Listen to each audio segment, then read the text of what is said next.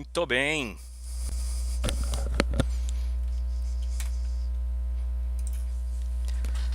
Muito bem. Tá me ouvindo bem, Carlo? Como é que tá?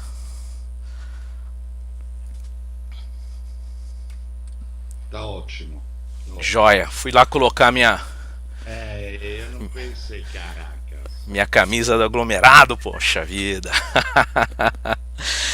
Muito bem, sejam todos bem-vindos a essa nossa live do Grupo Aglomerado Aberto. Hoje nós vamos estar conversando a respeito de monitoramento do céu. Nós estamos recebendo aí o Renato Poltronieri e o Sérgio Mazzi.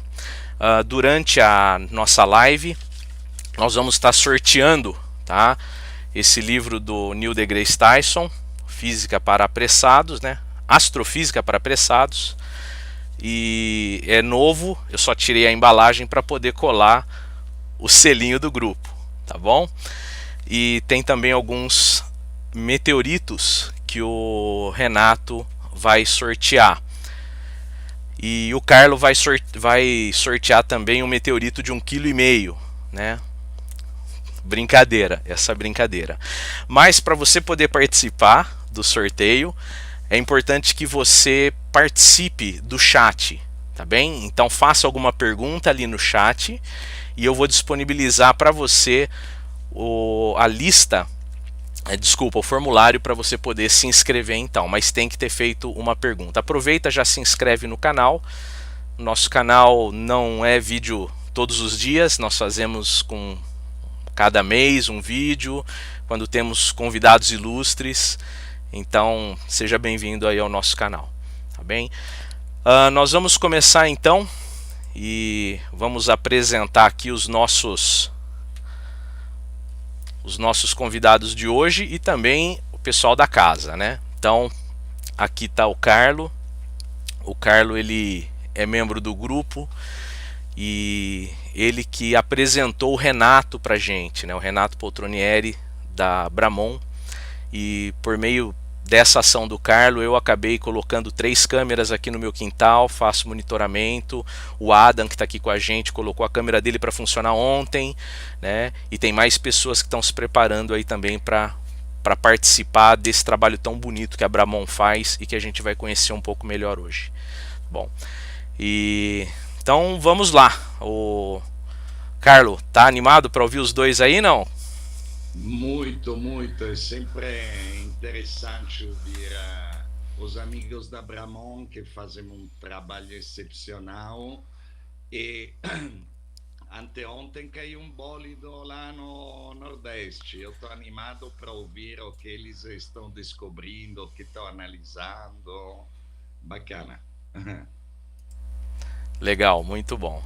Bom, então, sem mais delongas, apresentar também o Adam, né, que é parte do grupo aqui. Tudo bom, Adam? Como é que foi? Tá difícil a câmera lá? Tá dando trabalho, não? Oi, Márcio. Boa noite. Tudo bom? Tá um pouquinho sim. Tá dando umas travadinhas na nossa EasyCap, na nossa câmera, mas vai funcionar já já. Daqui a pouco a gente já vai colocar e vai estar capturando os bólidos a total vapor já. Legal. Mas o pessoal te deixou na mão lá com a câmera, não? Como é que tá sendo? Não, imagina. O Renato tá dando suporte pra mim aqui, bem legal. Tá preocupado, tá conectando lá, tá me ajudando bastante. Pode ficar sossegado. Já que ele tá em boas mãos. Legal. Então tá bom.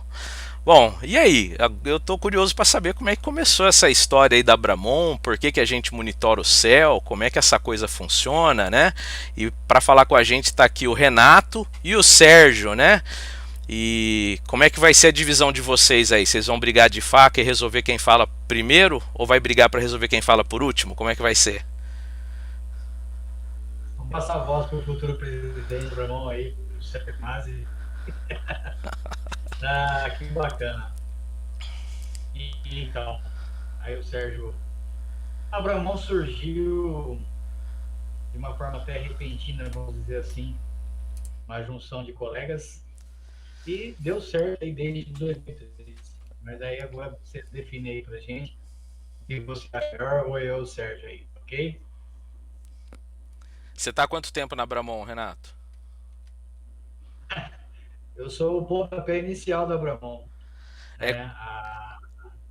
Desde 2013, quando me encontrei com o Carlos de Pietro, né, o Carlos da Podman, no Enast de Brasília, a gente já vinha confabulando, conversando sobre essas histórias, e outros já tinham pensado de fazer isso aqui, mas nunca se entrou em prática.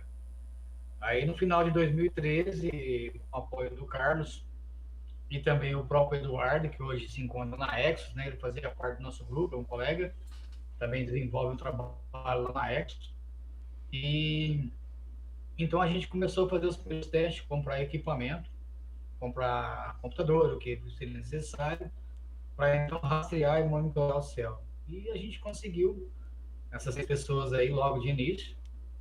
Quando foi no dia 9 de janeiro de 2014, eu instalei minha estação aqui em Andeara, começou a trabalhar com monitoramento.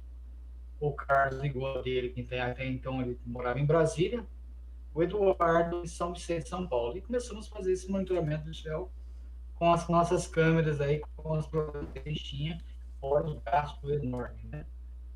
Mas tudo funcionou certo. Logo na primeira noite já registramos meteoros. Foi uma vibração grande aqui na minha casa. Inclusive, o colega estava aqui na minha casa, hospedado aqui. E com o apoio total do pessoal da República Tcheca, né? O Jakub, o Richard, do Reino Unido, também o da Romênia, perdoa, esqueci o nome dele, mas sempre dando esse apoio para a gente com o UF e como trabalhar. E aí começamos a fazer o monitoramento de fato aqui no Brasil. Começamos para valer mesmo a fazer o monitoramento de céu, tentar buscar dados, registrar esses meteoros que futuramente a gente poderia descobrir algumas chuvas ou algo assim. E em pouco tempo, questão de 2, 3 meses, aí a Bramon já começou a explorar, já começou a entrar muita gente já com a Bramon, inclusive o Cristóvão Jacques, o Sonir, o Ricardo Cavallini da para Todos de Batatais. A maioria do pessoal eram astrônomos amadores, né? Foi aí que o grupo começou a crescer para valer mesmo e a gente começar a criar novas regras para o grupo, como montar, como melhorar, principalmente o pareamento, que é quando as 2 estações trabalham. E assim vem surgindo a Bramon praticamente desde 9 de janeiro de 2014. E até hoje a gente está aí com a Bramon trabalhando em 21 estados, temos cerca de 80 operadores. Agora, em termos de câmeras, é até difícil de dizer em números, mas são muitas câmeras. Eu mesmo tenho 5 na minha casa. O Sérgio, que está aqui no Sérgio, tem umas 20 na casa dele lá. Mas é assim que a gente começou com essa... A gente fala brincadeira, mas é um hobby científico muito importante, principalmente na minha vida, que eu sempre tive apoio dos colegas, apoio da minha esposa, das minhas filhas, porque quando jovem, a gente olhava as chuvas de meteoros e queria saber o porquê dessas chuvas de meteoros, né? E como eu sempre observei o céu desde jovem, desde criança praticamente, eu via alguns meteoros que não eram relacionados às chuvas que a gente já conhecia por catálogos, né? Então essa curiosidade veio aumentando ano após ano, e a Bramon é um sonho que foi concluído, e graças a uma união de bastante amigos aí, pessoas que querem lutar pela ciência no país.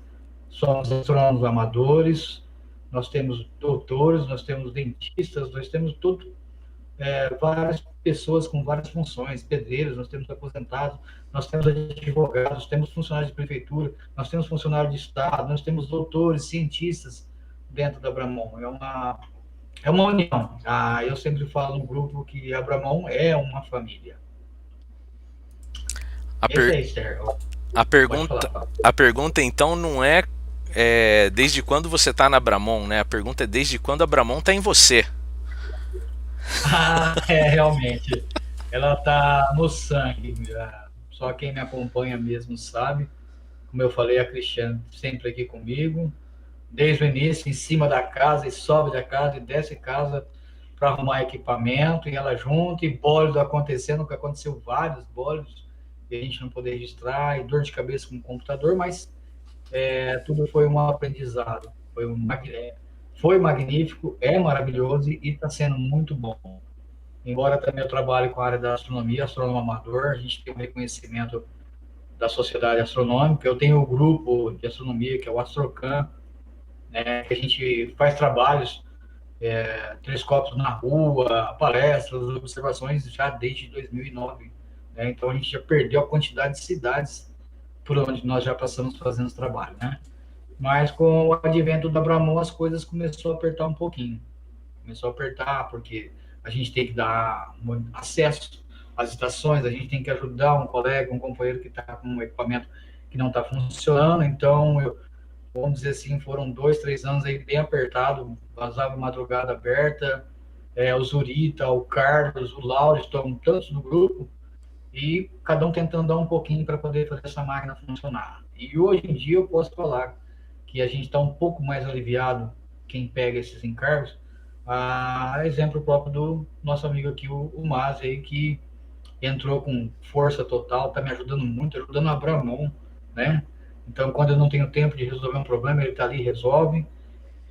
E a gente vem trabalhando. Em 2014 mesmo, no final do ano, no Enache, de Maceió, foi a primeira apresentação em público que eu fiz da Bramon junto com o Cristóvão Sachs. Mas tem muita coisa para contar.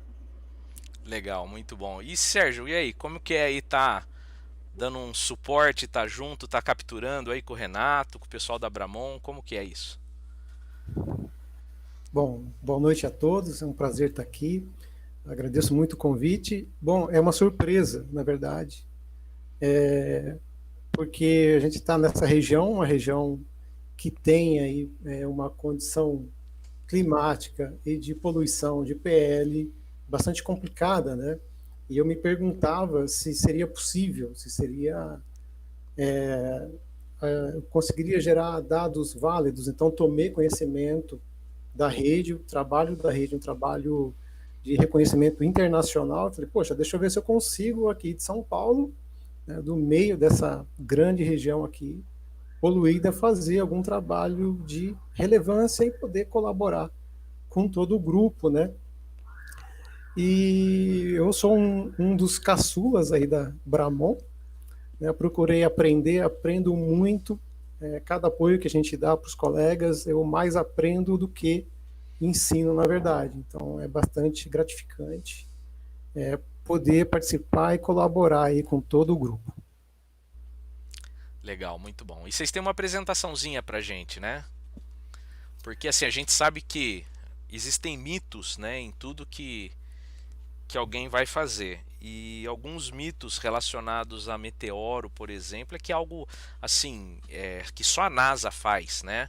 Que precisa de equipamentos quase que alienígenas, né, para poder fazer. Como que funciona isso? Então, Fábio, então, se a gente parte do princípio que o céu é um patrimônio imaterial de todos, né?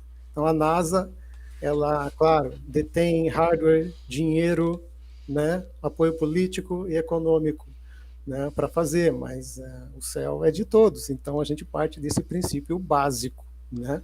Assim como o céu noturno, todo o céu diurno é um patrimônio imaterial de todos nós. Então não a NASA, claro, a gente conhece todo o trabalho, a gente admira muito o trabalho da NASA. Tem alguns que querem ser donos do céu, por exemplo, Elon Musk, né? Mas ele faz parte aí de toda a humanidade, tá bom? E a complexidade desse equipamento? Porque assim, o que o pessoal acaba perguntando, né? Primeiro, é difícil de fazer, e o porquê fazer esse monitoramento, né? Por que se monitora o céu? Por que captura-se o bólido, o meteoro? Bom, eu vou falar por mim, mas o Renato também acho que pode falar até com mais propriedade. Olhar para o céu é uma condição, acho que básica do ser humano, de sobrevivência, inclusive, né, desde tempos aí pré-históricos.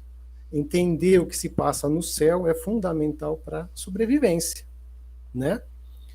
Então, faz parte. Então, a gente busca o conhecimento, o monitoramento de meteoros e outros fenômenos, né?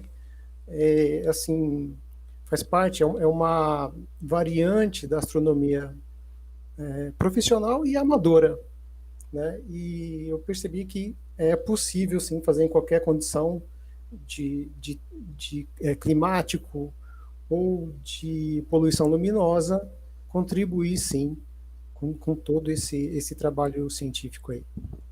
Renato? Perfeitamente. E Renato, como que é essa questão? Eu não sei o que você gostaria de falar primeiro, né? O porquê monitorar ou o que eu preciso fazer para monitorar? Ah, vamos por o que eu preciso para monitorar o céu. Bom, atualmente nós temos inúmeras câmeras e equipamentos novos que para se filmar é bem mais fácil do que como era antes. Então, o primeiro passo quando a gente quer fazer um monitoramento, no caso da Bramon, depois eu posso compartilhar a tela, primeiro é querer monitorar, participar, fazer parte do time realmente, né? Não só ligar, montar uma estação e ficar lá e não participar do time. Então, você tem que montar a estação, participar do que está acontecendo e ver o que você está monitorando e aprender a trabalhar com ele. O que a gente precisa? Um computador ou um notebook. Cada um tem sua especialidade. Eu, particularmente, eu já indico um computador, devido a questões periféricas aí que precisa de utilizar algum tipo de equipamento. Então, você precisa de um computador que tenha um processador básico, um processador que faça um processamento legal e com memória RAM de sobra. Então, vamos lá, um Celeron dá para rodar com 2 GB aí de memória para rodar tranquilo. Tendo esse computador em mão, você vai ter que adquirir uma câmera. A câmera atualmente que a gente está trabalhando, mais comum de se encontrar no Brasil, é a SCB-2000. Deixa eu só fazer um comentário, Renato. Aqui no chat, bom, o Leonardo Silva pediu para você dar um alô para ele e para o Josimar de Monte Castelo, Santa Catarina, tá? Sou um operador da Bramon aí. Legal. Toda a galera da Bramon. O Sigmar Dantas, ele está falando justamente sobre esse tema que você entrou agora. Ele diz assim, ó, câmeras AOSKY são caras. Há algum projeto para construção, adaptação ou montagem desse equipamento? Então é bem isso que você tá comentando agora, tá? Exatamente. As câmeras AOSKY, esses modelos mais sofisticados, que eu inclusive vi um tempo atrás como fabricante, elas são caríssimas, né? Bem cara. Mas a gente consegue fazer também a Sky com os equipamentos que a gente está fazendo. Inclusive, eu tenho uma Sky, o Sérgio também tem a dele. A grande questão é a câmera se adaptar à lente que for utilizada, né? Eu tenho uma lente Sky, o pessoal da astronomia entende bem, tem aquela lentezinha Sky que vem na câmera a AZ130. Então, ela pode ser utilizada. Agora, uma câmera Sky, quando se mostra aquele céu maravilhoso, e tudo, tem uma empresa no Brasil que fornece, mas é questões de 70 mil reais uma câmera dessa. Mas, como eu estava falando, você tendo em mãos o computador, você vai adquirir uma câmera. No caso, para a gente aqui, a SCB-2000 está sendo a mais indicada. Recentemente, a gente está trabalhando também com uma SCB-5000, mas é um pouquinho mais difícil de se encontrar. E existem outros modelos de câmeras, mas também estão sendo difíceis de encontrar essas câmeras. No Mercado Livre ou mesmo na internet, a gente vê inúmeros tipos de câmeras que o pessoal utiliza para monitoramento de casa. O problema é que essas câmeras, às vezes, elas não têm a sensibilidade para ver as estrelas como a SCB-2000, a Sony, a Pixel, alguns modelos. E lente, a gente precisa de lente fixa ou uma lente alto ISO com boa abertura de claridade, para a gente poder, que a câmera capta a luz das estrelas. Então, a gente precisa de uma lente boa, uma placa de captura, que está sendo um grande problema que a gente vem enfrentando, a placa de captura para se colocar nesse computador, e o software que a gente utiliza é o UFO da Sonotaco. Ele tem uma licença hoje com o dólar alto que teve, está em torno de, acho que praticamente R$1.000, né? Mas a licença, a pessoa que pode adquire essa licença, ele pode utilizar ela para até 10 equipamentos. Tá, e o que tem de especial essa SCB-2000, né? Assim, ela é uma câmera cara, como que ela é? Por que essa? É da Samsung, né? Isso. Não é uma câmera cara, você encontra ela no Mercado Livre hoje de R$100 até R$400, R$500. A grande questão da SCB-2000 é a alta sensibilidade que ela tem. Ela consegue ver 10, 15, 100 vezes mais do que uma outra câmera comum. Né? Então, é que ainda a gente tira o filtro dela para que ela possa ficar mais sensível e enxergar mais as estrelas.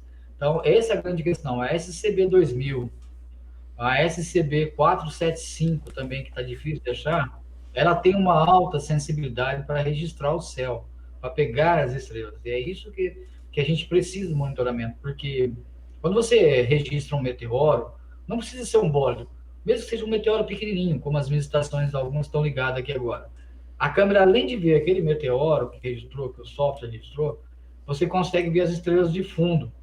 Então, com essas estrelas de fundo, você consegue montar a máscara e saber de onde veio a trajetória daquele meteoro, quando é feito um pareamento entre duas câmeras. Então, se você aponta um outro tipo de câmera, ela não registra as estrelas. O exemplo de uma câmera profissional fotográfica, ela só vai registrar as estrelas se você fazer uma exposição de tempo.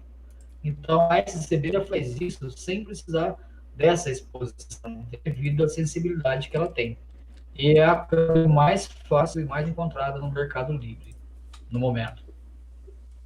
E no caso, Renato, por exemplo, quanto uma pessoa no geral gastaria? Supondo que ela tem um computador ali parado e ela está com vontade de participar desse projeto aí da rede Bramon. O quanto mais ou menos ela teria que preparar no bolso para poder participar? É até um pouquinho complicado falar isso aí, mas dá para se entender, porque hoje a grande questão dos equipamentos que não estão caros hoje em dia, em vista de quando eu montei a minha estação, acho que foi uns tralalá de reais, né? Hoje você consegue comprar equipamentos bem mais em conta no Mercado Livre, e a grande questão, às vezes, é gastar um pouquinho com o frete, tá? Mas é em torno de R$ 500, aí você tem um computador em mãos, um notebook ou um computador, em torno de R$ 500, você monta uma estação tranquilamente. Uma câmera com a lente, uma caixinha de proteção, uma fonte de energia que você tem em casa e cabeamento. Então, nessa faixa de R$ 500, R$ 600, você monta uma estação.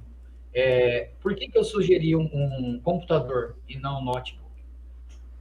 Hoje na Bramon tem estações de vários modelos, vários tipos e vários equipamentos que estão sendo utilizados. Existe no mercado hoje uma placa de captura muito utilizada, que são chamadas EasyCap. Funcionam, servem, mas elas é uma caixinha de surpresa. Quando você acha que ela vai ficar legal, ela dá dor de cabeça. Então, eu particularmente, no grupo, e também para as pessoas que estão querendo entrar, a gente está tentando colocar para a pessoa o seguinte: não compre essa placa. A princípio ela funciona. Por exemplo, o Adam está aí. Estava funcionando, a estação dele travou. Então, é uma questão de jogo de cintura. Então, já um computador normal, um computador desktop, você pode usar placas de captura hoje em dia que a gente está utilizando, que são as PCI Express. São de altíssima qualidade e você encontra elas a preço bem acessível no Mercado Livre, usadas. Então, já é um grande ganho. Eu cheguei a pagar R$ 600 na época em placa de captura. Gastei mais de R$ 1.000 com um computador. Eu gastei uma graninha boa. Legal. E como que a rede é hoje? Tem na faixa de quantas pessoas? Como que é a cobertura? Olha, a rede atualmente, hoje, além de ter os operadores, nós temos também alguns colaboradores científicos, né? A gente não consegue fazer um levantamento certinho, mas não certinho que eu falo assim, porque é muita coisa. Mas a gente já está em 21 estados brasileiros que tem estações trabalhando. 21 estados, nós estamos com cerca de 85, 86 operadores de estação, né? Inclusive, a minha esposa também tem uma estação e tem que entrar mais gente aí. Nós temos estações em escola, em Criciúma, nós temos estações em planetários, em universidades, também no planetário ali de Santo André, que é o Mase que me socorreu lá para poder estar pondo em dia aquela estação. Inclusive, eu montei quando eu fui lá em Santo André. Mas é isso aí. A gente, agora, em operadores, temos de 85, 90 pessoas trabalhando. Agora, em questões de quantidades de câmeras, eu acho que ultrapassa mais de 100 câmeras. O Tiago, do Rio Grande do Sul, eu, se não me engano, ele tem 12 estações. O Sérgio, eu já perdi as contas, é 12, Sérgio. É uma cacetada. 13 Aí, agora.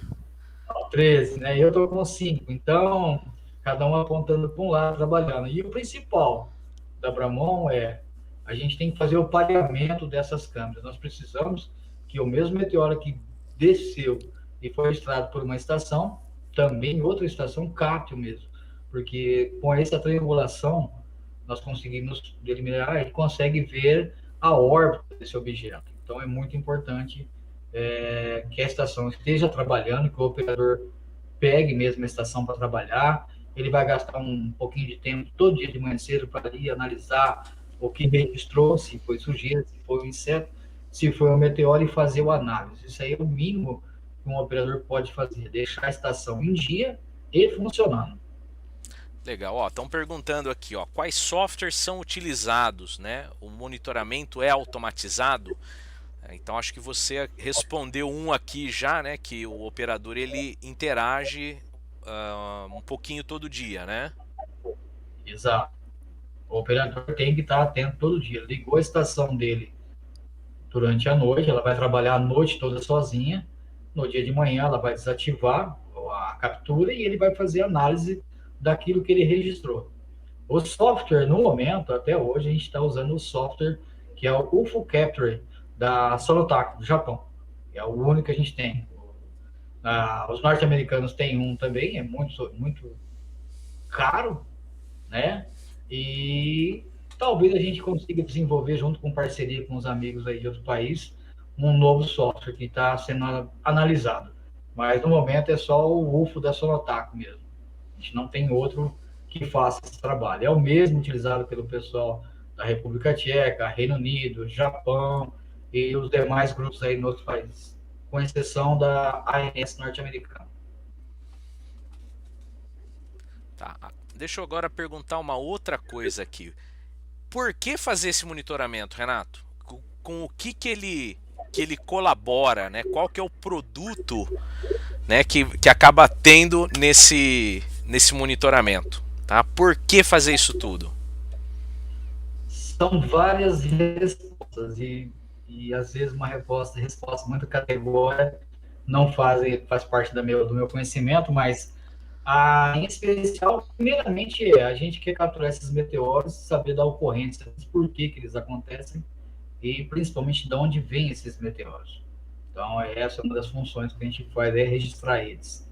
Porque, além das chuvas, como já conhecemos, as chuvas de meteoros já catalogadas aí há anos, nós estamos registrando não somente elas, mas também, em especial, os meteoros são chamados esporádicos, que não pertencem a nenhuma chuva conhecida. Então, aí já está uma grande importância desse trabalho nosso. Quanto mais meteoros esporádicos nós conseguimos sobre para o banco de dados, isso depois é analisado como já aconteceu, foi aí que nós conseguimos fazer as primeiras descobertas científicas do nosso trabalho científico da Bramon, do grupo em geral e do Brasil. Né? Nós conseguimos fazer 2 descobertas científicas através de um longo cálculo matemático que o Lauriston fez, e depois com os cálculos do Leonardo Amaral, a gente conseguiu fazer novos cálculos e mais descobertas científicas. Então, um dos principais objetivos está aí, descobrir novas chuvas de meteoros e reforçá-la as que já existem e principalmente as novas descobertas. E os meteoros são registrados que quando eles são feitos a órbita, você consegue saber da onde que ele veio. E quando vem um maiorzinho, como aconteceu essa madrugada, ou possa vir um maior ainda, se as câmeras registrarem, nós temos a possibilidade de saber se houve queda desse material. Porque se houve queda de um meteoro, ele chegou ao solo, ele se torna um meteorito, é importante para a ciência estudar esse material. Então, esse é um dos fatores principais do Abramon. Legal. Bom, nesse ponto aqui, Sérgio quer acrescentar alguma coisa? Adam e Carlos querem fazer alguma pergunta? Eu tenho uma pergunta para fazer. Desculpa, pode falar. Segue. É uma pergunta que eu ia fazer para o Renato. Além da imagem, né, que captura a estação, quais os dados que são transmitidos para a mão? Quais são os dados que a gente tem que passar? Cálculo de órbita, a velocidade, a posição. O que é transmitido para vocês depois? A, a estação registra um meteoro, o Otto perguntou, né? Esse registro, depois que ele é feito, ele fica na sua máquina, ele sobe para o site, né? Ele vai para o banco de dados, inclusive até as outras capturas que às vezes são lixo, que a gente fala, né? Depois você vai entrar na sua máquina, você vai fazer as análises desses meteoros, deixar eles corretos, com os dados corretos, automaticamente eles sobem para o banco de dados. Ao final de cada mês, a gente gera um arquivo, porque ele, além de vídeo, fotos, arquivos de parâmetros são criados. E é em cima desses dados, depois que o Zurita, Lauriston ou outros mais especializados na área começam a fazer os cálculos orbitais, inclusive o Sérgio também já está fazendo esses cálculos orbitais. Aí o Sérgio pode dar continuidade aí.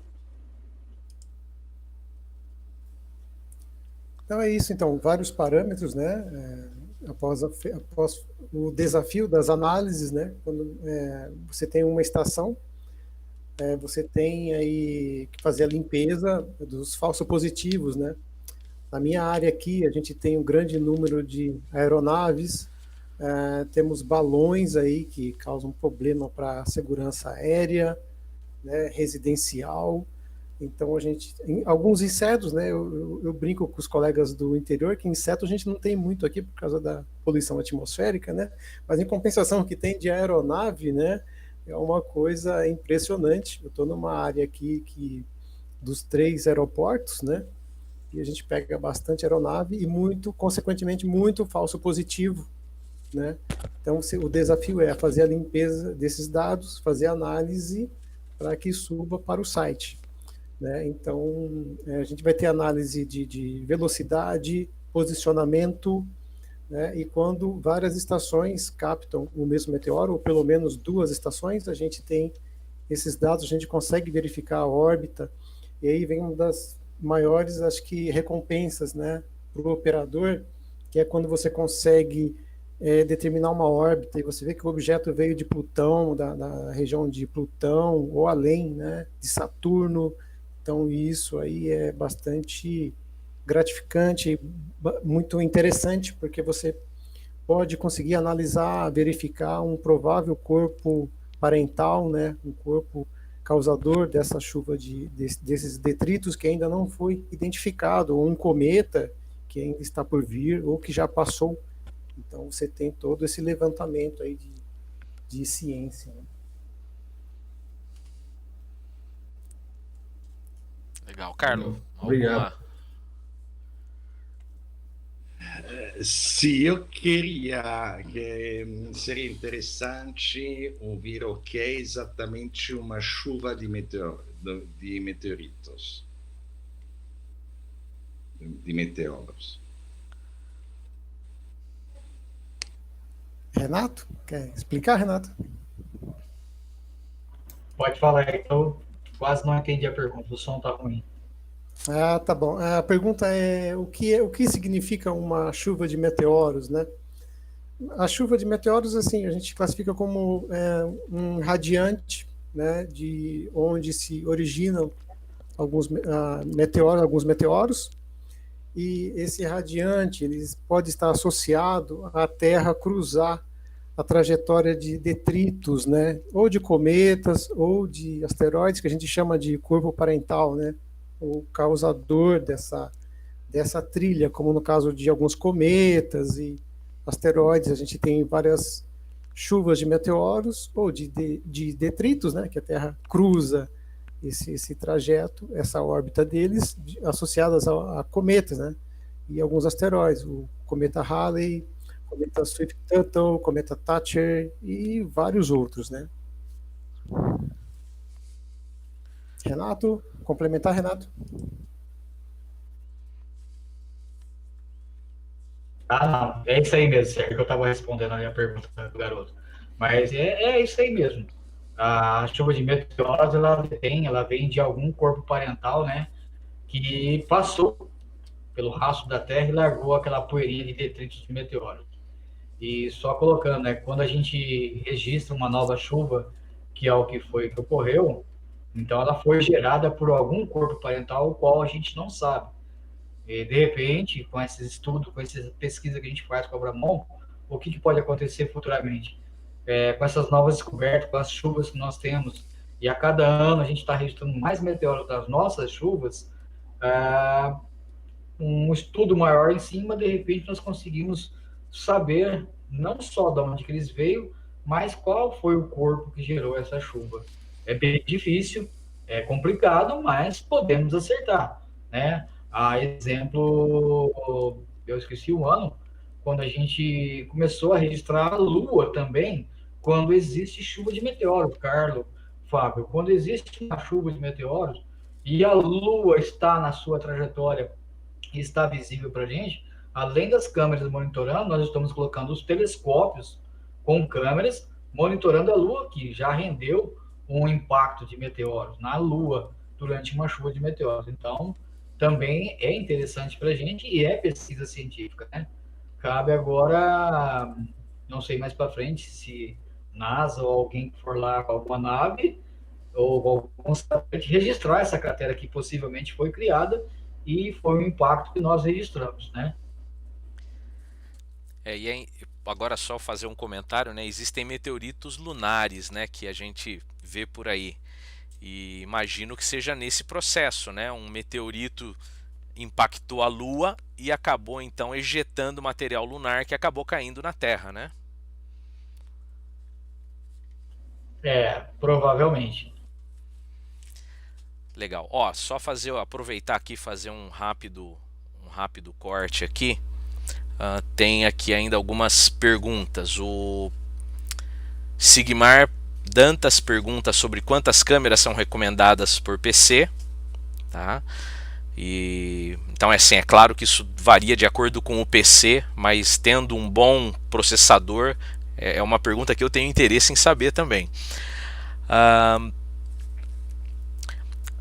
O Valdeci faz um comentário aqui, né, sobre a importância e pergunta se existe algum tipo de incentivo do poder público. Desculpa, você já tinha respondido essa, tá? E pergunta-se também se a gravação é contínua. Essa é uma pergunta do Sérgio Mantelato. Se a gravação é contínua ou existe uma detecção de movimento ali. Bom, eu vou responder em parte, depois o Sérgio complementa. Realmente, nós não temos nenhum incentivo do setor público por enquanto, né? O trabalho da Abramon é feito pelos próprios operadores, os próprios operadores compram seus equipamentos e trabalham no time. Até o momento a gente não teve nenhum, assim, digamos assim, recurso financeiro vindo de governo estadual, federal e ou municipal, né? Nós trabalhamos por conta própria, porém nós temos o reconhecimento fora do país, dentro do país, por várias instituições, que isso é muito importante para nós. Sobre o Sigmar que ele perguntou ali, também, um computador, por exemplo, um dual core ou um core 2 duo, aguenta duas máquinas e duas estações tranquilas, tá? E depende muito do processador. Legal. Assim, Renato, então, nós temos aí, lembrando que o colega Tiago, lá de Santa Catarina, ele roda, se não me engano, são 8 estações. Acho que são por aí, né? São 6 ou 8. Isso, 8. Eu rodo 5, não 3. Isso, eu rodo também 6 estações numa máquina i5 com 4 GB e roda muito bem. Então, é testar. A questão é muito teste, né? Acho que a gente gasta aí 50% do tempo fazendo testes de equipamentos, né? E configurações aí do software. Legal. Vocês têm um esquemático de como seria essa estação? Meu som ficou ruim aqui, Sérgio, mas, Paulo, tem sim. Eu acho que você tem um esquema aí. Bom, não sei quem está falando agora. Eu? Eu vou tentar compartilhar aqui, não sei se vai dar para o pessoal ver, passando rapidamente.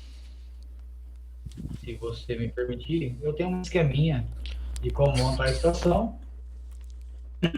Dá para ver aí, pessoal? Perfeito. Tá aparecendo na tela? Tá sim. Tá cortando aqui. Aqui tá bom, pode prosseguir. Bom, isso aí são as câmeras, alguns modelos de câmeras, né? Acho que o pessoal deve estar vendo. Alguns modelos de câmeras, entre as SCB-2000, as antigas Baby, as câmeras que eu recebi da República Tcheca, a SCB-2000, a 5000 e assim por diante. Depois nós temos aí, eu acho que não consigo passar. Não foi para a próxima, né? Não, permaneceu na mesma. Não. Tô tentando fazer ela aqui, mas ela não quer ir. Deixa eu ver. Foi agora? Uhum. Perfeito. Algum modelo de placa de captura? Deu certo ou não, Fábio? Deu certo. Isso, alguns modelos de placa de captura, essa é a EasyCap, que a gente está dizendo, essas são as PCI Express, e essas aqui são as USB Drive, as plaquinhas caras. Sim. Olha, complicado aqui. Não consigo passar. Não está aí. As formas, os conectores que é utilizado, né? Um conector Born, um conector RCA, que é os equipamentos utilizados para transmitir a imagem, os tipos de cabo e fontes, caixas de proteção de vários modelos, inclusive caixas feitas com cano PVC, que a própria galera faz, os amigos fazem, eu também fiz algumas, certo? Tá? Isso aí é um básico para começar uma estação, para ficar mais ou menos assim, ou várias delas, monitoramento remoto, assim por diante. Esse esquema do Zurita, como é simples montar uma estação. Se eu for mostrar toda aqui, a aula inteira, aí eu acho que eu tomo muito tempo. Aí. Não sei se foi interessante, se deu para ver, mas qualquer coisa é só perguntar. A gente volta novamente aqui como funciona uma estação. Inclusive, a gente pode até mostrar ao vivo, mas pode dar continuidade, Fábio. Não, legal. Antes da gente continuar, só eu esqueci de falar, o José Lucas, lá no começo do chat, manda um oi pro José Lucas, por favor. Mandar. E aí, Zé Lucas? Faz um chatzinho no depósito para nós. Bom, Lucas, beleza? Grande abraço. Legal, muito bom. Bom, o que eu vejo na captura? Como que é? Acho que o pessoal que não conhece deve estar curioso para saber como é que é essa. O que é capturado? Aqui alguma coisa. Vou compartilhar a tela aqui, tá bom? Perfeito.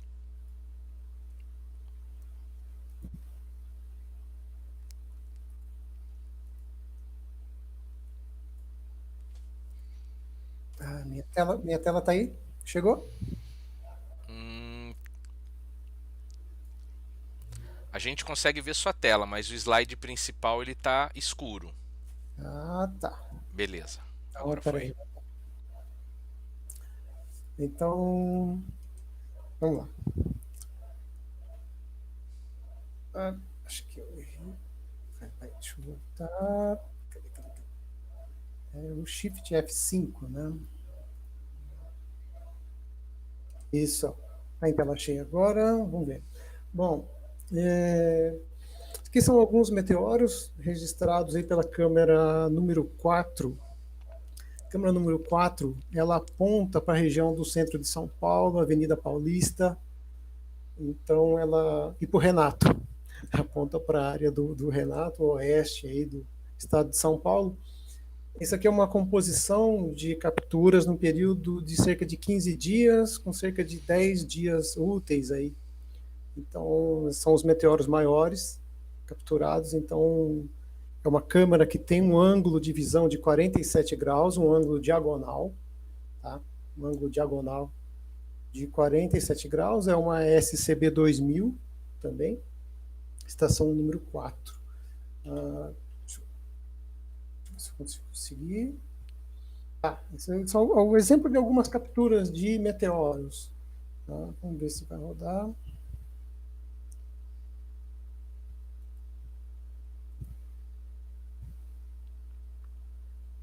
Tá, essa foi câmera número 12.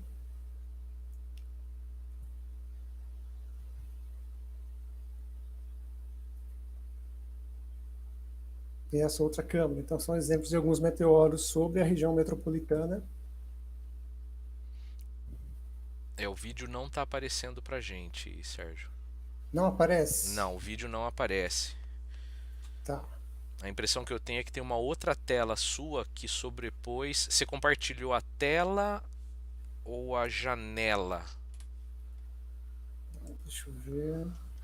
Você tem que selecionar tela ou janela. É que às vezes a gente seleciona a janela.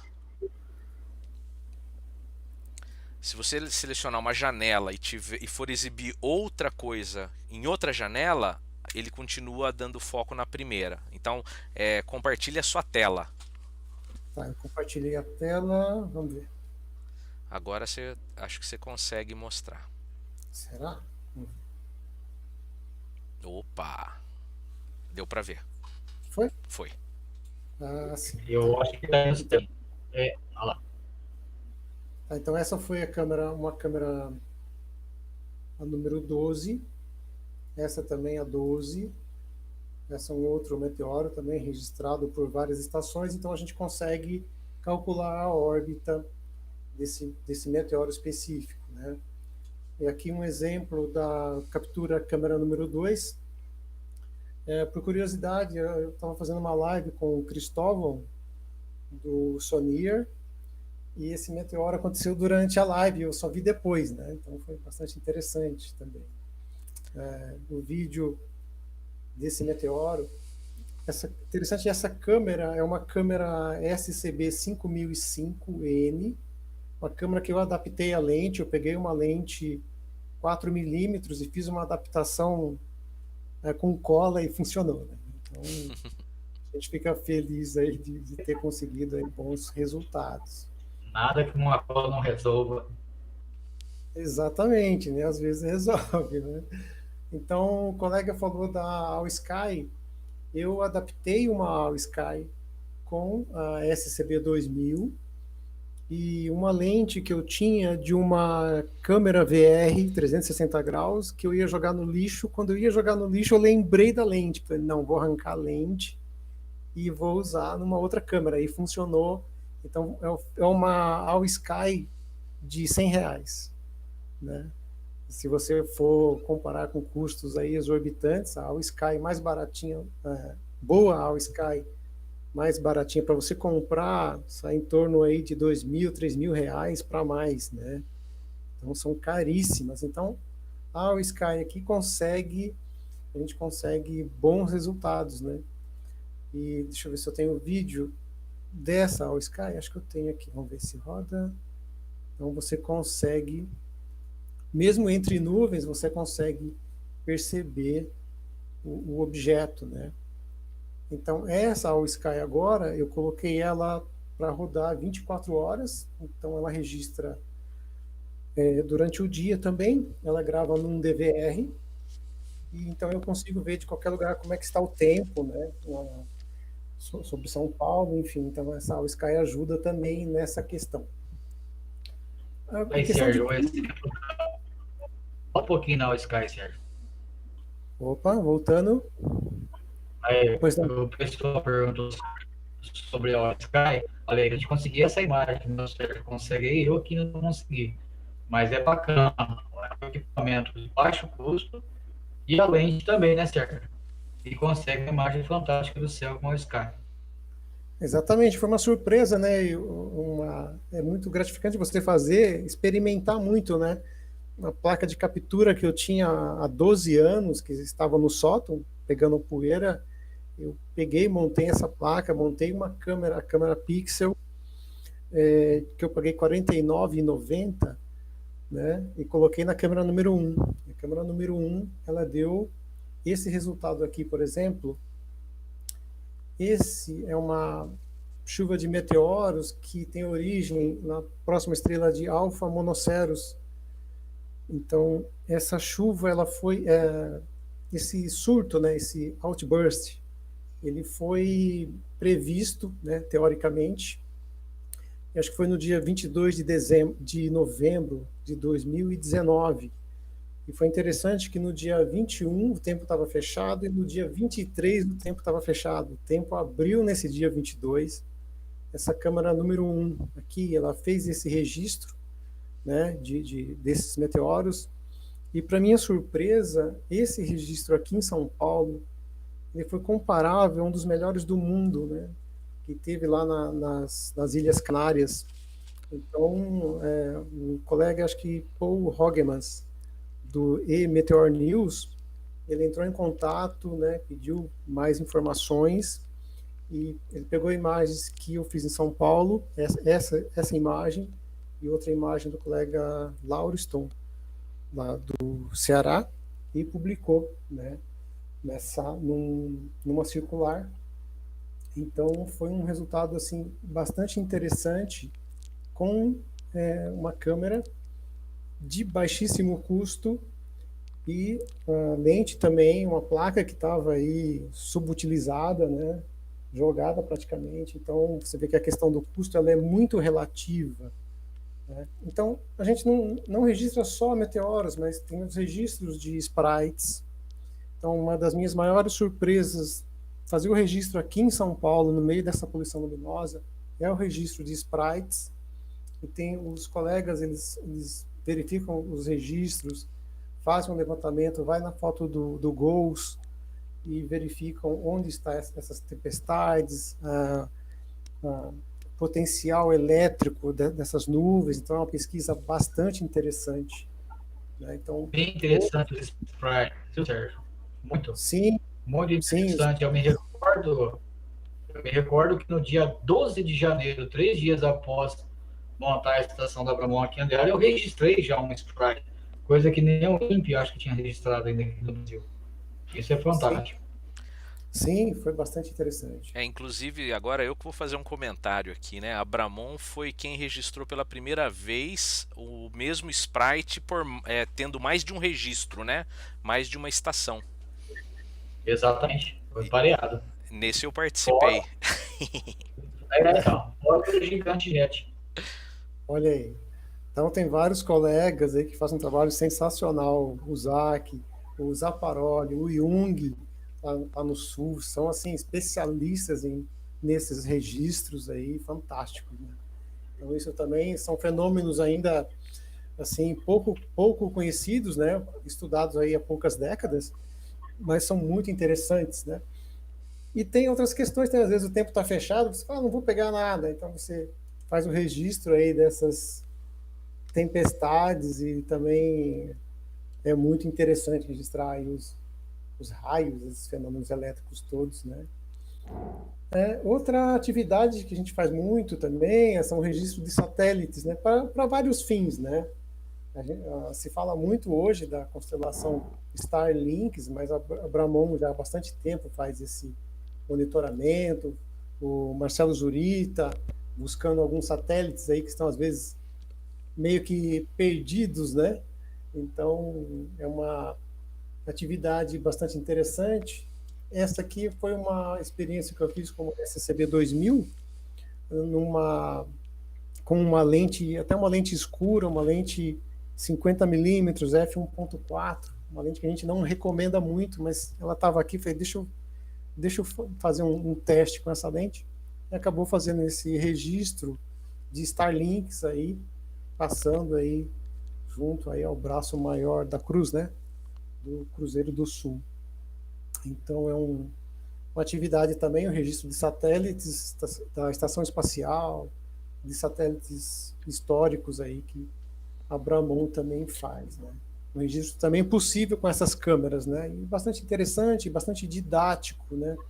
Em relação a visualização. Deixa eu só interromper um pouco rapidinho. Pois não. O Máximo, não está aparecendo as imagens do Sérgio, está na do Renato. Opa, desculpa, perdão. Acho que se pudesse voltar pro Sprite, acho que o pessoal não chegou a ver. Ah, tá, o Sprite. Então deixa eu voltar lá. Ah, tá perdendo a minha. Perdão. Aí, Foi agora. Foi, Show. foi. Tá sim. Agora, Tá, deixa eu. O Gabriel Rezende está perguntando o que é um sprite. Tá, sprites são fenômenos que ocorrem em grandes tempestades, grandes células de tempestades que possuem células e torres de cúmulos nimbus, né? Grandes nuvens de tempestades. São fenômenos elétricos de alta energia que ionizam aí o topo das nuvens, né? São muito rápidos, né?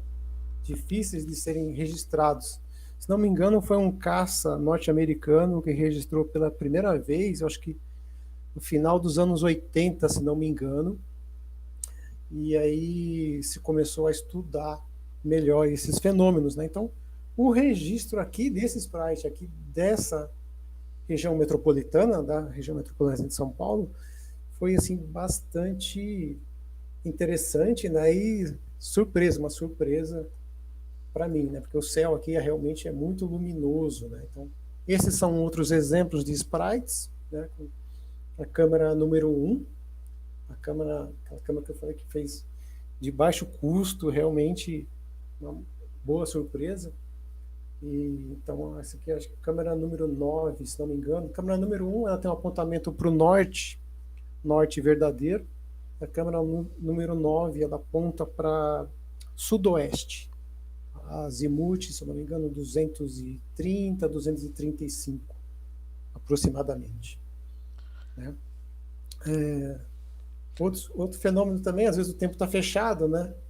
E a gente fala, vou desligar as câmeras porque vai pegar muito falso positivo, eu vou ter 2.000 falsos positivos para pagar na manhã seguinte. Né? Então, mas a gente deixa as câmeras ligadas e acaba pegando belos raios, belos fenômenos elétricos aí também surpreendentes, né? esses raios são legal. Você quer ver a quantidade de insetos que se pega também, né? A estação da Cristiano lá é a cerca de 300, 400 disparos por noite. Tem meteoros, mas tem lá inseto. Lá inseto e aqui aeronaves, né? Então, aqui não passa, não tem esse problema, não é a rota dos aviões, né? Deixa eu só aproveitar, já que você está falando, o xará aqui, o Sérgio Mantelar, tem uma notícia legal para a gente. E ele falou sobre caixas de proteção, que é um dos problemas que a gente enfrenta, né? A gente sempre tem problema de achar caixa de proteção. Ele colocou ali que consegue umas caixas boas aí pra gente. A caixa que a gente quer, aquela fechadinha. E aí eu vou bater um papo com ele. Ele fez uma pergunta anteriormente, Sérgio. Eu me perdi aqui. Sobre a gravação da câmera. Só colocar a câmera, Sérgio. Ela fica ligada, mas para somente quando tem um objeto luminoso ou algum, tá? Ela não fica gravando 24 horas. Tá Pode continuar, Sérgio. Na verdade, isso é relativo, né? Alguns colegas me perguntaram, e então a próxima imagem ela é bastante ilustrativa e vem bem a calhar. Tá? Essa é uma imagem que eu gosto, esse é o registro dos Starlinks. Esse foi no dia 26 de abril, é isso? 26 de abril. Tá?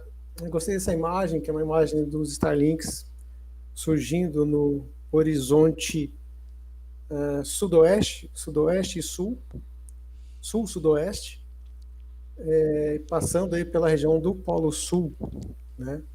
A gente vê a estrela Canopus, e esse registro ele é um registro de longa exposição do UFO. Você pode configurar ele para ele fazer a captura por disparo de movimento, como é o caso da captura de meteoro, e você pode deixar ele em longa exposição para fazer a captura do rastro de satélites ou estrelas, né? Vai depender do espaço que você tem em disco, na máquina, enfim, vai depender da performance aí da máquina, tá? Mas é um registro bastante interessante, bastante didático, né? É aquela questão, o pessoal está em guerra aí, alguns colegas em guerra aí com Starlinks, mas a gente tem que aproveitar esse potencial do Starlinks para incentivar aí as crianças, né, os jovens aí a olharem para o céu e ver as questões das coordenadas. Eu acho que tem grande potencial aí de educação essa questão dos Starlinks. Tá bom? Renato, quer complementar? Acho que o Renato perdeu a conexão, Sérgio. Ah, parece que sim. Acho que ele volta aqui daqui a pouquinho. Ah, tá bom. Muito bem. Como que é a tela, Sérgio? Como? Como é a tela que a pessoa, o operador tem que Até- lidar com as imagens ali, com as capturas? Então, vamos lá. Deixa eu verificar se consigo abrir o UFO. Eu vou abrir, então, remotamente a máquina, outra máquina, e vamos ver se a tela ela vai aparecer aí, tá bom? Ver se apareceu a tela, a outra tela dos programas. Sim.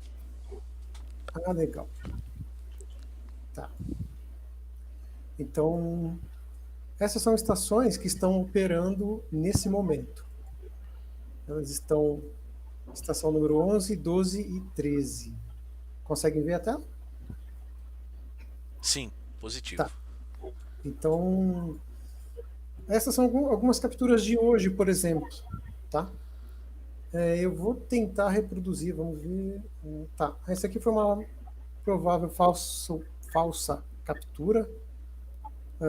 Provavelmente um pássaro, né?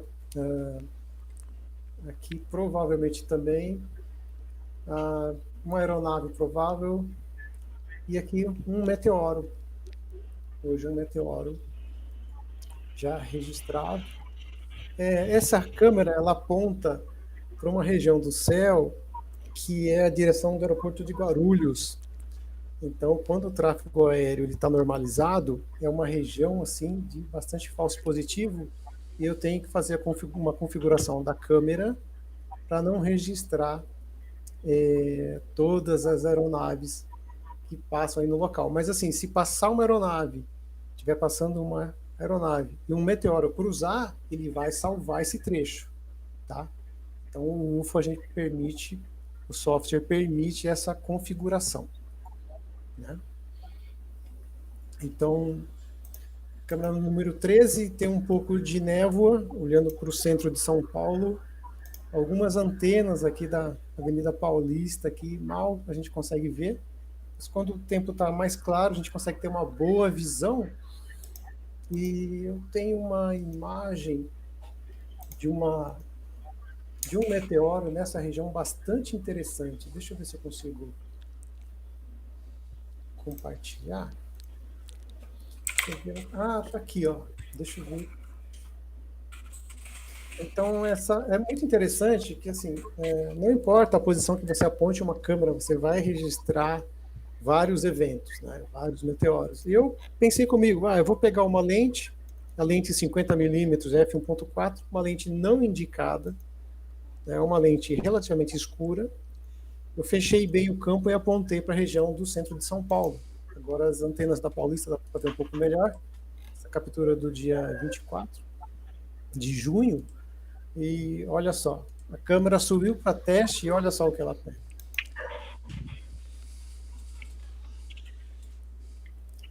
Então você consegue aí ver um meteoro praticamente alinhado aí com, né, perpendicular em relação a toda a avenida aí. Muito bonito, hein? Parabéns. Ao espigão aí da região da Paulista. Então, é interessante, né? Você consegue registrar. Esse meteoro ele foi visto, a gente teve relatos dele na região da rodovia dos Bandeirantes, próximo a Campinas, e de Presidente Prudente também. Então, olha só. Né? Só que nenhuma outra estação captou. Nenhuma outra estação. Porque o tempo ele estava relativamente fechado, a capital estava com um tempo bom, com o tempo aberto, e outras estações estavam com nuvens, algumas nuvens, céu parcial, e não registraram esse meteoro. Então prejudicou a análise dele. Por isso a gente fala, poxa, a gente precisa de ter estações funcionando, vocês precisam ligar suas estações de Campinas, e a gente ia pegar a órbita desse meteoro. Ah, vamos agilizar isso. Exatamente. Então é sempre muito bom. A configuração da estação hoje, ela É muito está... importante as estações. Sim, a configuração atual da estação é essa aqui. Tá? Eu não sei se o Renato viu essa última atualização. Aqui estão, você viu, né? São 13 câmeras dedicadas a Bramon, a análise de meteoros, e mais 5 câmeras que são câmeras auxiliares, que gravam 24 horas no DVR. Então, se aparecer um grande bólido durante o dia ou algum outro fenômeno interessante, então, durante o dia a gente vai lá resgatar as imagens no DVR, porque o UFO não funciona bem, o UFO Capture não funciona bem durante o dia. Então, a gente usa aí de outros recursos para monitorar durante o dia também. Tá? Então a gente tem essa configuração geoespacial. A gente vai captar aí meteoros aí até 120 quilômetros, em média, 100 quilômetros, 90 quilômetros aí de altitude, tá, em relação ao Sol. É a hora da reentrada deles aí. Exatamente. Então, Fábio, Carlos, qual é a importância de monitorar essa área? Eu acho que, assim, é muito importante, porque a gente está na área aí da macrometrópole paulista, né? Uma área aí de milhões de habitantes, uma área de muitos sistemas técnicos, equipamentos técnicos, objetos técnicos, refinarias, aeroportos, enfim, instalações de alta tecnologia. Então, monitorar essa área é muito interessante, né? E eu falei para o Renato, poxa, eu aqui em São Paulo, eu consigo fazer um link entre capturas do sul, aqui do Santa Catarina, do sul de Minas Gerais, do Rio de Janeiro, e o interior aí do Então, estado de São Paulo. Sérgio, com essa imagem sua, deixa uma questão interessante para a gente comentar um assunto que nós estamos com o problema da poluição luminosa, né? Hoje você está dentro de São Paulo e está conseguindo fazer todo esse trabalho. Então, ainda bem que a alta poluição desse trabalho que nós estamos fazendo aqui na MON não influencia, não prejudica tanto o nosso trabalho.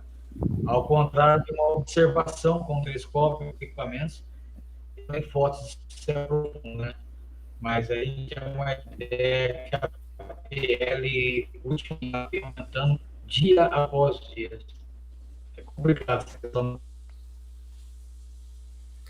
Assim, Renato, o seu áudio travou um pouquinho, mas deu para entender sim. Exatamente, é o que eu me perguntava, né, se era possível fazer um monitoramento, um trabalho de astronomia relevante. Eu acho que eu estou enfrentando esse desafio aí e a gente está conseguindo alguns resultados, né? É uma área aí bastante populosa, extensa, poluída, mas a gente consegue fazer sim um trabalho, né, com a colaboração aí de todos os colegas aí da Bramon e o aprendizado de forma geral, né? E como que fica uma captura feita num local como lá em Andeara, por exemplo? Muito diferente, não? Como que é a tela de uma captura lá? Tem alguma aí, Renato, para mostrar? A diferença aqui é o céu límpido, né? Que a gente tem uma luminosa igual a São Paulo.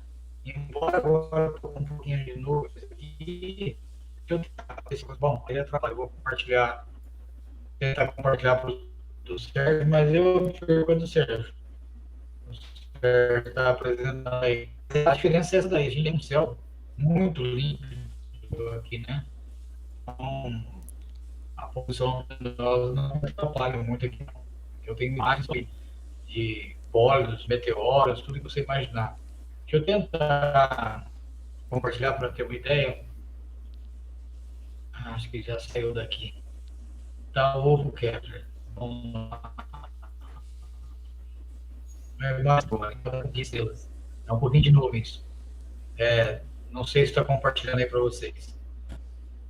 Olha, dá para ver o Cruzeiro, o Alfa e Beta do Centauro, é isso? Sim, dá para ver bem mais. É que a gente não pode explorar muito a câmera, mas isso aqui é apontada para o centro da cidade. Ela varre o sul, vamos dizer assim. Então, a poluição luminosa da cidade é que não atrapalha a minha câmera. Tem como eu conseguir mais estrelas? Tem, consigo muito mais estrelas. Bem mais estrelas. Deixa eu colocar uma imagem mais antiga aqui, só para você ter uma ideia de quando a gente começou agora, praticamente, né? Eu compartilho. Opa. Tela, aplicativo. Olha aqui, para ter uma ideia. Deixa eu ver aí. Olha aí. Essa imagem que eu estou compartilhando agora, ela é de 2014. Quando era outra câmera, a lente ainda é a mesma, mas é a chuva Taurídeas. Então você consegue ver as estrelas passando aqui, o Orion. A imagem que eu tenho aqui, você olha que é fantástica. É o que eu tenho de melhor no interior. Frente à cidade. Maravilhoso. Que legal, muito bacana.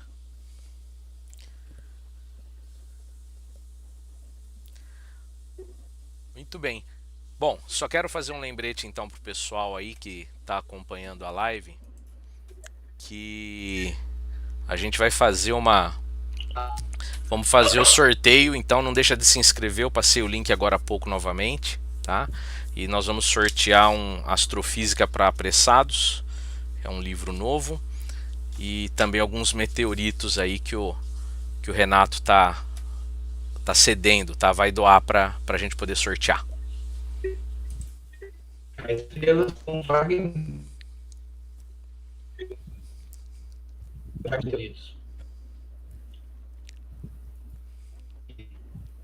Antônio Carlos Carreiro, entra no site da Bramon. Ali tem um link para você entrar em contato com a gente. A gente vai colocar aí os links que vocês passarem, tudo mais, a gente edita a descrição do vídeo, vamos colocar lá, tá? Então, tranquilo também aí, quem chegar no vídeo a qualquer momento depois da live vai poder encontrar aí o que vocês indicarem.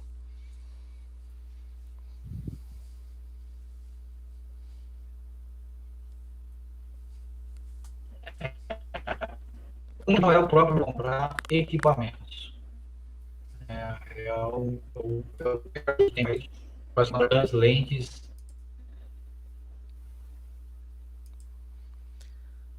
Legal. O Renato, o grupo Aglomerado Aberto, a gente está com um grupo de iniciação, né, um grupo de trabalho, tá? Também de repente posso colocar o link aí para o pessoal entrar no grupo de trabalho que você tá, inclusive o Thiago tá, posso de repente adicionar o Sérgio aí, que é o pessoal do grupo que está entrando na Bramon. De repente pode ser também um local aí para quem tiver na região aí, pegar um suporte e botar uma estação para funcionar. O que você acha? Perfeitamente, uma ótima ideia. Chamar a galera. Vamos dizer assim, primeiramente, o pessoal que já está ligado à astronomia tem que ter um pouquinho mais de facilidade, né? Então é bom, muito bom, isso é importante. Pode convidar toda a galera e quem tiver dúvida entre em contato com o grupo ou diretamente comigo no site da Bramon ou com o Sérgio, vamos pôr o Sérgio no grupo também. Legal.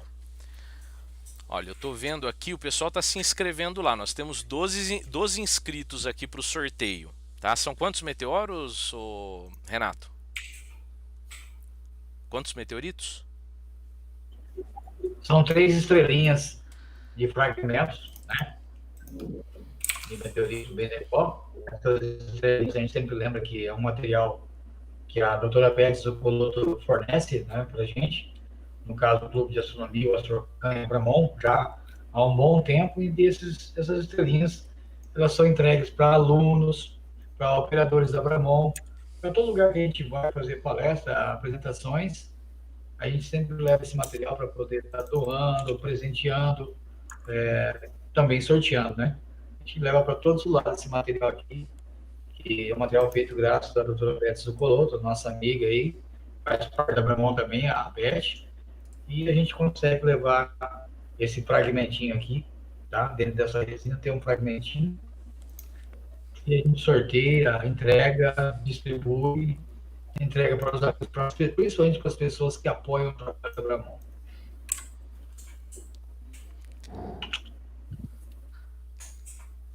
Legal. Renato e Sérgio, tô vendo aqui, ó, estão perguntando mais informações sobre as placas de captura. Ah, sim. Inclusive, acho que o Paulo Otton perguntou, né? O Paulo Otton é um colega também, e ele já comprou câmeras. E eu tenho informações aqui. Eu tenho placa, inclusive, aqui na mão. Não sei se vocês conseguem ver. Todinho. Tem algumas placas. Viu? O modelo das placas que o Renato postou aí. Deixa eu ver. Tenho aqui, ó. Conseguem ver a minha tela? Opa. Sim. Ó, o que acontece? Interessante, como o Renato comentou, às vezes o colega ele prefere usar um notebook. A gente tem colegas que preferem usar um notebook antigo, né? E aí teria que usar o notebook, você usar uma placa USB. Tá? Placa USB semelhante a uma dessa, uma Dazzle ou Pinnacle. Ou, né, o que a gente não está recomendando mais são essas placas, a EasyCap. Ainda é possível, a estação número 13, aquele que está com a Paulista lá, monitora a região da Avenida Paulista, está com uma EasyCap. Foi uma sorte, ela funciona até relativamente bem, por enquanto, né? Até agora há pouco ela está funcionando. Mas hoje a gente recomenda uma dessa para notebook, tá? Que é excelente, ou então você optar pelo desktop, né? Pelo PC, que a gente recomenda aí as placas PCI Express. Essa é 1X, essa é do slot curtinho, e a PCI Express 16X, tá? Que ela tem um slot maior. Geralmente essas aqui com esse PCI 16X, ela é mais compatível, menos problemas de compatibilidade, né? Então é uma placa bastante estável, ela usa poucos recursos da máquina e é excelente, tá? Uma placa que a gente realmente recomenda bastante. É uma Sim, são ótimas placas. Essa foi a primeira que eu utilizei. Ah, é? Tá. Então, é uma placa dessa que eu tinha lá no sótão, uma PCI dessa, né? 16X, que aí conseguiu aí excelentes resultados, que estava pegando poeira, e uma placa que se pagou já, né? Hoje você encontra uma placa dessa por R$50, R$60, às vezes até menos, né? Então o custo é um custo relativamente acessível, né? Um colega perguntou também, me parece, sobre a questão da sensibilidade infravermelha da câmera. Sim, a gente aumenta a sensibilidade da câmera, a gente tira um filtro da câmera, um filtro infravermelho, tá? Que é um vidrinho azul, tá? Não sei se vocês conseguem ver? Sim. Com esse, tá? A gente tira esse filtro e ela fica mais sensível na região do infravermelho. Então é bastante interessante, né, a gente fazer essa modificação. A gente também dá o suporte para a pessoa fazer essa retirada do filtro, não é nada muito complicado não. Então é bastante, relativamente acessível, né?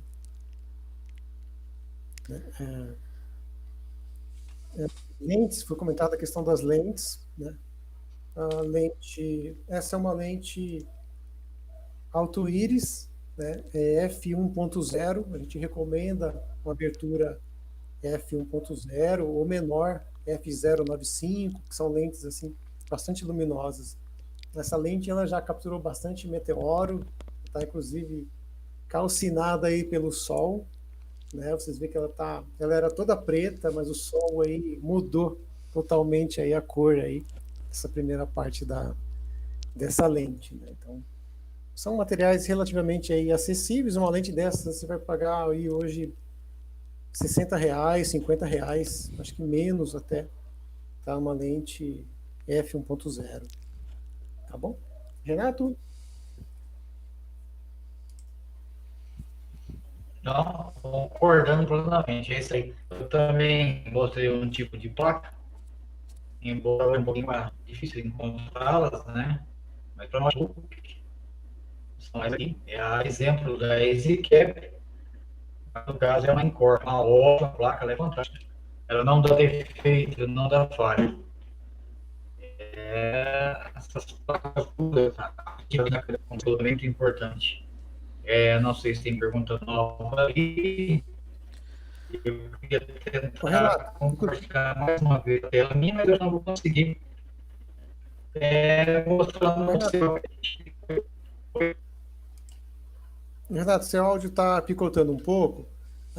Continuando a questão das lentes, aquela lente é uma lente alto-íris, a última que eu mostrei, e essa é uma lente 4 milímetros megapixel, uma lente que vai ter aí cerca de 72 ou 76 graus de FOV, de campo, tá? Uma lente que aí a gente usa para compor o horizonte, mostrar a parte do horizonte e do céu. Então, uma lente que pega aí somente grandes meteoros, geralmente, né? Pega meteoros maiores. Uma outra questão é da All Sky, né? All Sky com aquelas lentes que a gente ia jogar fora, aquelas câmeras VR que, olha, para ler aquilo lá no aplicativo tem que dar muita sorte, né? Então, essa aqui é uma lente 180 graus e a gente fez uma adaptação. Tem alguns adaptadores que dá para você adaptar na câmera essa lente, né? Uma lente de câmera IP. Essa câmera é uma SDC415, é uma câmera também já obsoleta, anterior aí a SCB 2000, né, mais recomendada, mas ela ficou muito tempo na estação número 10, teve excelentes resultados, e se houver algum problema com uma das câmeras titulares, essa vai voltar para campo novamente. Eu acho que eu consigo ligar essa câmera e mostrar para vocês o resultado. Quer ver? Deixa eu ver. Se me permitir, Fábio, Opa, claro. posso tentar ligar aqui a câmera? Peraí, acho que tá. Enquanto isso, ó, eu vou deixar mais um tempo aqui. A gente tem 14 pessoas inscritas para o sorteio e daqui a pouquinho eu vou fechar as respostas, tá? Então, pessoal aí que quer concorrer ao livro ou a algum dos meteoritos, aproveite que agora é o momento, momentos finais de inscrição. Tem alguma pergunta nova aí, Fábio? O pessoal quer saber mais alguma coisa? O Edival está agradecendo a explicação sobre a questão do infravermelho. O Sérgio perguntou sobre placas GeoVision, se elas servem. Geralmente não, hein? Não. Geralmente não. Inclusive, pessoal, gostaria de pedir desculpas, tá? Às vezes acaba passando algum comentário, alguma coisa passou ali, a gente não consegue dar a devida atenção, tá? Mas de qualquer maneira, continuem aí as perguntas, enquanto a gente estiver aqui vamos responder e depois vamos deixar maneiras de entrar em contato também e continuar pesquisando, aprendendo e começando nessa brincadeira tão legal que é bem séria. Mais um harmônico. O Mark CB2000 ou a Pixel, mas a gente passa no grupo aí como configurar corretamente. Então aqui eu montei uma All Sky de baixo custo. Essa aqui é uma telinha que eu uso para teste, às vezes eu subo no telhado, né? E a gente leva uma telinha para algum teste, um ou outro teste, ou embaixo mesmo, né? Então aqui já tem uma All Sky aqui de menos de R$ 100. Né? Então, você vê que o custo é muito relativo, né? Então aqui dá para ver a questão do conector, né? Então um conector, a câmera usa um conector BNC, tá? Que é essa conexão aqui. Tá? Ou você pode usar o conector Born, também Born BNC. Também fiz uma adaptação, tem aqui o Born BNC. Então, geralmente é também bastante simples. Bem melhor. Evitar aquela gambiarra da dor. Aí a gente usa, às vezes, para você evitar oxidação, você pode usar silicone, os contatos, depois de testado bonitinho, ou você usa fita isolante líquida. Eu gosto bastante de usar fita isolante líquida, que deixa bem isoladinho, aí, protege contra umidade e oxidação. Tá bom, pessoal? Muito bem. Adam, alguma pergunta? Carlos, mais alguma pergunta?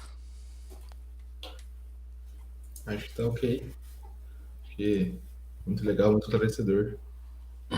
Sobre as câmeras também, os equipamentos, é bom ficar sempre de olho no Mercado Livre, né? A gente pegou uma promoção boa, eu peguei, né? O Máximo também pegou algumas promoções. A SCB eu consegui por R$ 75. Então é bom sempre ficar de olho para pegar algumas promoções legais lá.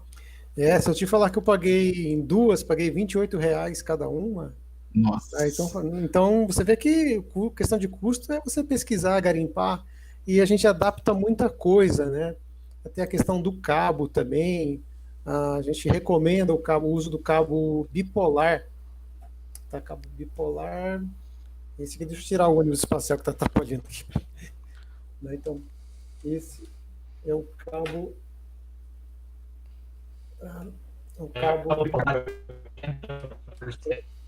É o mais recomendado, tá? Então você vai ter energia, você vai levar energia, né? E o positivo do vídeo e a malha de isolamento. Então cabo bipolar de 4 milímetros com isolamento da malha superior aí a 70% para cima. Tá? Mas aí essa pandemia ela serviu para a gente procurar muita coisa no sótão, né? Eu acho que 5 estações aqui subiram na pandemia, porque eu vi que eu tinha muita coisa. Ô Sérgio, Oi. Na prática a pessoa vai ter que ir numa loja, por exemplo, de equipamento para vigilância ou produtos para eletrônica, para poder juntar esse material. Geralmente, sim, a questão dos conectores, né? Às vezes você não tem o conectorzinho Born, né? Então, sempre interessante ir. Mas às vezes o que acontece? Você tem muita coisa em casa, por exemplo, o cabo. O cabo eu tinha aqui o cabo de antena parabólica, aliás, uma das melhores coisas foi arrancar a parabólica e usar o suporte para colocar uma câmera da Bramon. Então foi excelente, foi um ótimo ganho aí. Então usei o suporte para colocar a câmera e o cabo. Algumas semanas eu percebi que eu tinha mais de 30 metros de cabo RGC58, se não me engano, tá? De antena parabólica. E usei esse cabo, fiz alguns testes, falei, nossa, não perdi qualidade nenhuma em relação ao cabo bipolar. E usei aí, economizei aí muitos metros de cabo usando os cabos da parabólica que estavam aí. Certo. Oi?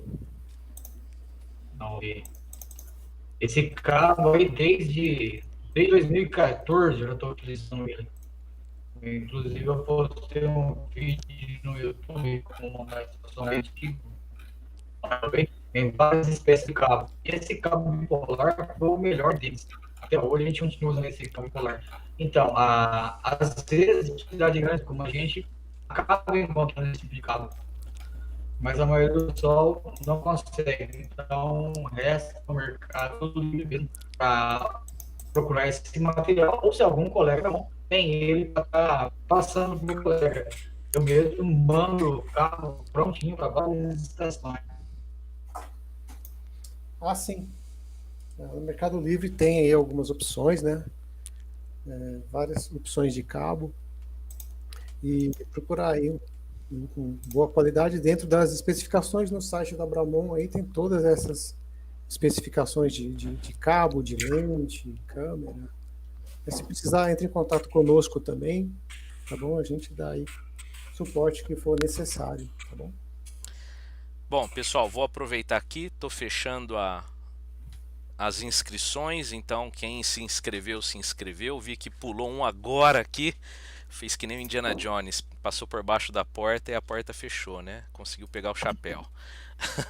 Não estamos mais então aceitando respostas e nós temos 16 inscritos, tá? Aí eu vou fazer então o sorteio aqui, eu vou copiar apenas o nome, tá, da pessoa.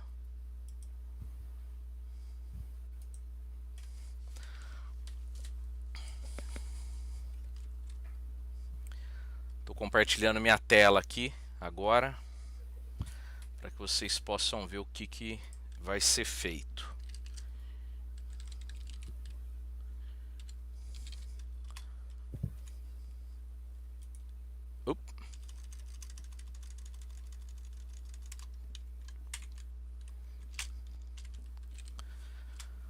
Muito bem.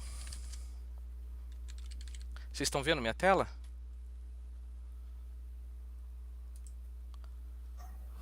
Eu não tô. Deixa eu ver se Tá, calma lá. Eu vou precisar fazer um pouco diferente aqui.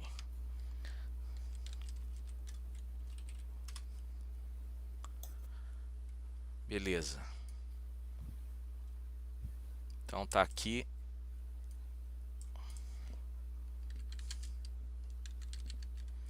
Aqui eu tenho então as 16 pessoas que se inscreveram.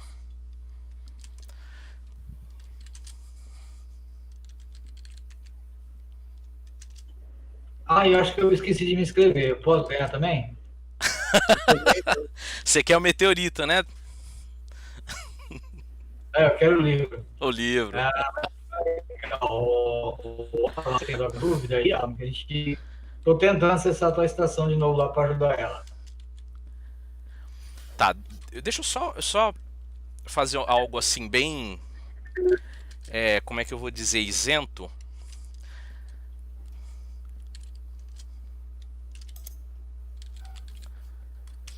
Tá, o que eu fiz aqui? Então, por exemplo, eu tenho um arquivo chamado teste, ele tem um número de 1 a 15, tá? Então, o que eu vou fazer? Eu vou fazer esse... Agora só para mostrar, né? Eu vou fazer esse arquivo correr, vou fazer ele passar por um comando que vai randomizar as linhas e vou fazer com que ele mostre 4 nomes. Então se fossem números, por exemplo... Opa! Só um minuto.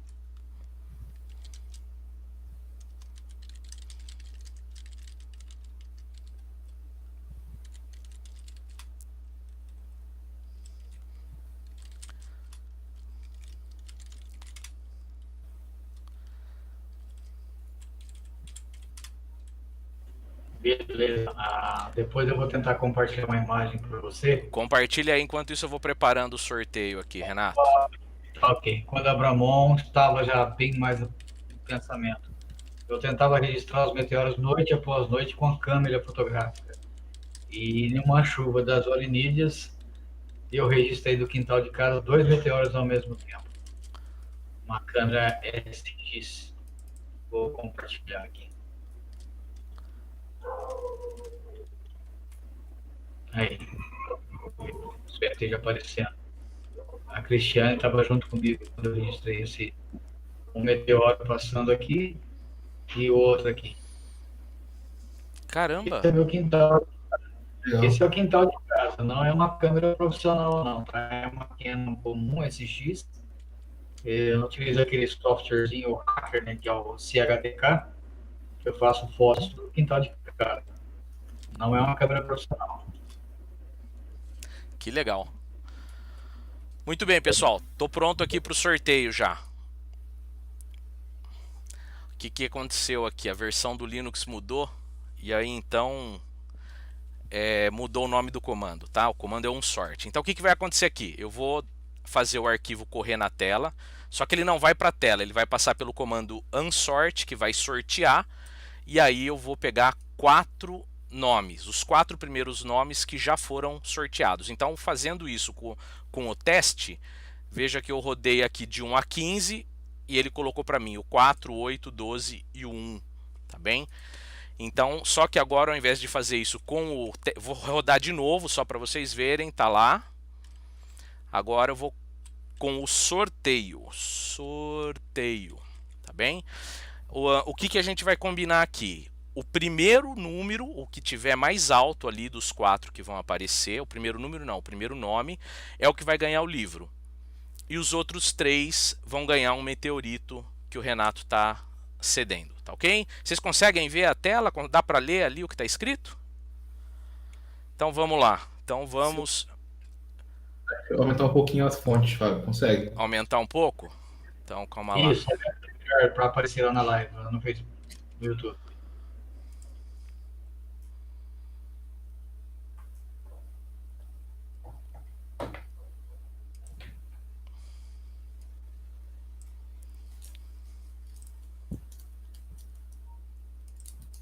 Acho que agora vai, hein? Tudo bem, pessoal? Deu para pegar o... Querem que rode de novo ou pode tocar adiante? Então, ó, o teste que é numérico, né? Opa!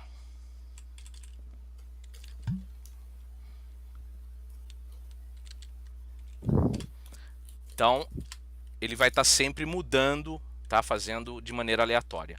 Agora eu vou... Então vai aparecer 4 nomes, o que tiver em cima ganha o livro, os outros 3 ganham o meteorito.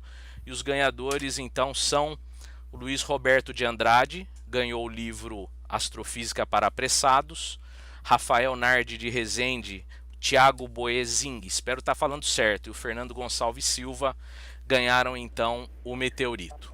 Tá ok? Olha aí que bacana. Esse aqui, quando eu dava aula na Unip, eu usava para sortear os grupos que iam fazer os trabalhos, né? Professor bem legal. E detalhe, né? No próximo trabalho trocava as duplas, né? Então... Mas a gente acaba trazendo essas coisinhas aí com a gente também do dia a dia do serviço, tá? Então, Luiz Roberto de Andrade, o livro. Rafael, Thiago e Fernando, o meteorito, tá ok? Aí entra em contato conosco, tá bom? Pra gente ver como é que fica a questão de envio, tudo mais, tá joia? Muito bem. Seu Renato, seu Sérgio, mais algum recado, alguma coisa aí para compartilhar com a gente? Que imagem é você que fez, Renato? Bom, para compartilhar com vocês essa é a imagem do meu quintal aqui em casa, tá? E lembrando, a câmera fotográfica compacta, não é profissional não.